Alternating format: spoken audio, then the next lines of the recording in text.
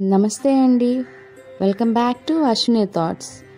మేము చాలా బాగున్నామండి. మీరందరూ కూడా బాగుండాలని ఆ లక్ష్మీ గణేష్ని అన్ని సమస్యలకు పరిష్కారం చెప్పబడును. శ్రీ రేణుకా ఎల్లమ్మ తల్లి పూజారి గారి ఫోన్ ద్వారా జ్యోతిష్యం చెబుతున్నారు.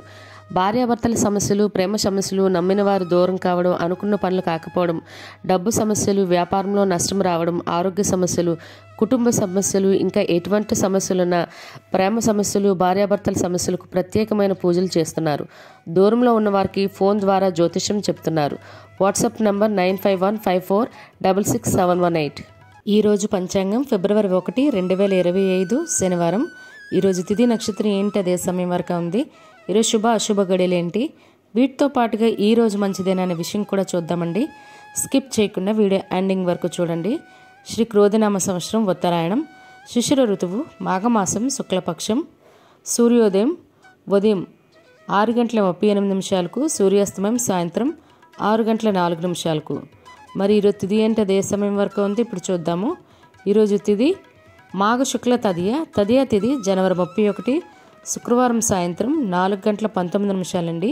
ఫిబ్రవరి 1 శనివారం మధ్యాహ్నం 2:30 వరకు తదియ తిథి అనేది ఉంటుందండి. తదుపరి మాఘ శుక్ల చవితి తిథి ప్రారంభమవుతుంది. మరి ఈరోజు నక్షత్రం ఏంటి, అదే సమయం వరకు ఉందో ఇప్పుడు చూద్దాము. ఈరోజు నక్షత్రం 2 నక్షత్రాలండి.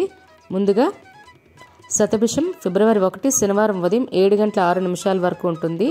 తదుపరి పూర్వాషాఢ నక్షత్రం ఫిబ్రవరి 2 ఆదివారం తెల్లవారితే 5:45 వరకు ఉంటుంది. తదుపరి ఉత్తరాభాద్ర నక్షత్రం ప్రారంభమవుతుంది. ఈరోజు రాశి కుంభరాశి. కుంభరాశి శనివారం రాత్రి 8:59 వరకు ఉంటుంది.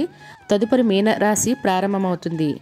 యోగం పరిగా మధ్యాహ్నం 12:24 వరకు. తదుపరి శివ సిద్ధ.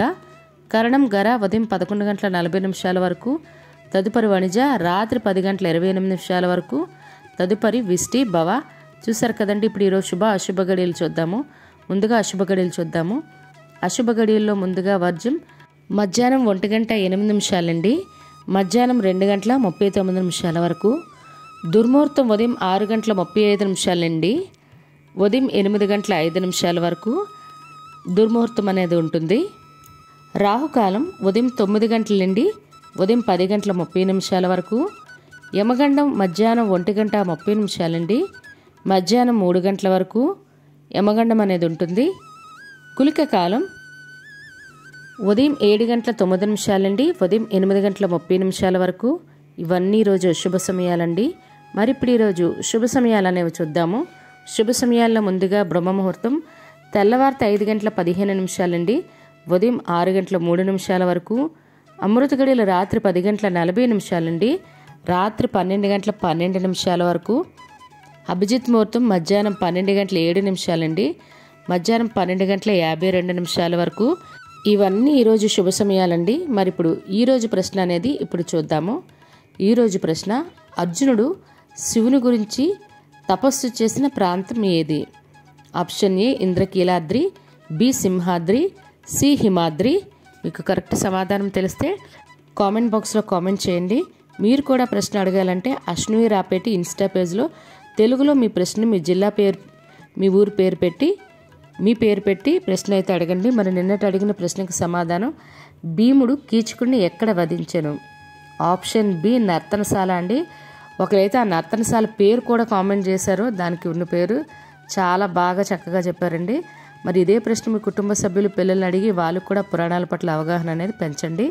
మరి ఈరోజు ప్రత్యేకతలు, ఈరోజు శ్యామలా నవరాత్రులు 3వ రోజు అండి.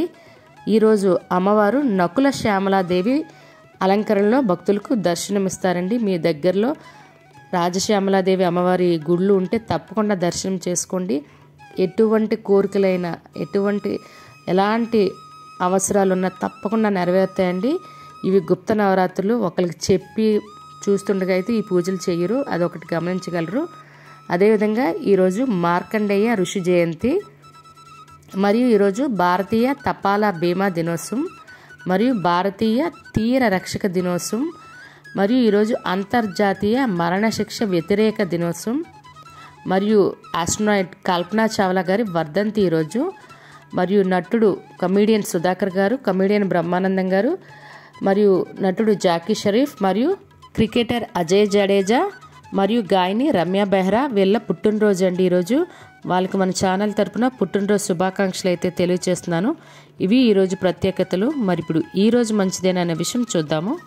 ఈరోజు అన్నప్రాసన చేయడానికి, బారసాల చేయడానికి, సీమంతం చేయడానికి, అదేవిధంగా అద్దె ఇంట్లో దిగడానికి ఈరోజు చాలా మంచిదండి. మరియు వాహనాలు కొనుగోలు చేయడానికి, వాహన పూజ చేయడానికి, మరియు వస్త్రాలు కానీ, బంగారం కానీ, ఎలక్ట్రానిక్ వస్తువులు కానీ కొనుగోలు చేయడానికి కూడా ఈరోజు చాలా మంచిదండి. అదేవిధంగా వాస్తు పూజలు చేసుకోవడానికి కూడా ఈరోజు చాలా మంచిది. అదేవిధంగా రథసప్తమి రోజు రథసప్తమి పూజా విధానం ఇంట్లో ఏ విధంగా చేసుకోవాలి, ప్రత్యేకించి మనం తయారు చేసే పరమాన్నం చేసేటప్పుడు పాటించవలసిన నియమాలేంటి, సాధారణంగా ఇంట్లో పరమాన్నం చేసేలా కాకుండా దీనికని కొన్ని ప్రత్యేకమైన పద్ధతులు ఉన్నాయండి. తప్పకుండా అవి పాటించాలి. మరి అవి చేయవలసిన రూల్స్ ఏంటి, మరి నైవేద్యం ఏ రకంగా పెట్టాలి స్వామివారికి, ఆ నైవేద్యం మనం తినొచ్చా తినకూడదా, ఇలాంటి డౌట్స్ అన్నీ క్లారిఫై చేస్తూ వీడియో అయితే నేను పూర్తి పూజ వీడియో చేశానండి. మీకు ఈ వీడియో చివరి కనిపిస్తుంది, లేదా నా ఛానల్లోకి వెళ్ళైనా చూడొచ్చు. చూసారు కదండి ఈరోజు పంచాంగం. ఈ వీడియో నచ్చినట్లయితే మీ ఫ్రెండ్స్ అని, మీ ఫ్యామిలీ మెంబర్స్ కానీ ఈ వీడియో అవసరం అనుకుంటే వాళ్ళకి ఈ వీడియో ఫార్వర్డ్ చేయండి. మరిన్ని ఇంట్రెస్టింగ్ వీడియోల కోసం అశ్విని థాట్స్ ఛానల్ని సబ్స్క్రైబ్ చేసుకోండి. బెల్ బటన్ టచ్ చేసినట్లయితే ప్రతి నా వీడియో మీకు నోటిఫికేషన్ కింద వస్తుంది. ధన్యవాదములు.